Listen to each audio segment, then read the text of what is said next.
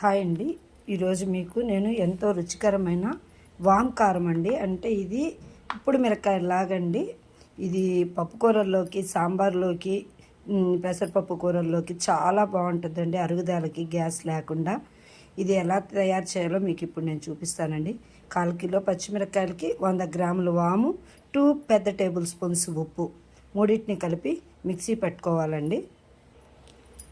ఇలా మిక్సీ పెట్టుకున్నాక దీన్నంతా కలుపుకొని బాగా ఒక పళ్ళెంలో పోసుకొని ఒక 2 డేస్ మంచి 2 or 3 డేస్ మంచి ఎండలో ఎండబెట్టేసామంటే ఒక 6 months స్టోరేజ్ ఉంచుకోవచ్చండి. ఒక బాక్స్లో, సీసాలోనో దాంట్లో స్టోర్ చేసుకొని దీన్ని మనం కావాలన్నప్పుడు పప్పుకూర, సాంబార్ చేసుకున్నప్పుడు నూనెలో 1 టేబుల్ స్పూన్ నూనె, అంతే, ఎక్కువ కూడా పర్లేదండి. 1 టేబుల్ స్పూన్కి ఒక 4 టేబుల్ స్పూన్స్ పౌడర్ వేసుకోవచ్చు, వామ్ పౌడరు వేసుకొని వేగిచ్చేసుకొని పప్పుకూరలోకి, సాంబార్లోకి నంచుకున్నామంటే అరుగుదలకు కానీ గ్యాస్కి కానీ ఏ ఇబ్బంది లేకుండా చాలా రుచికరంగా తినాలా అనిపించే వామ్ కారం రెడీ.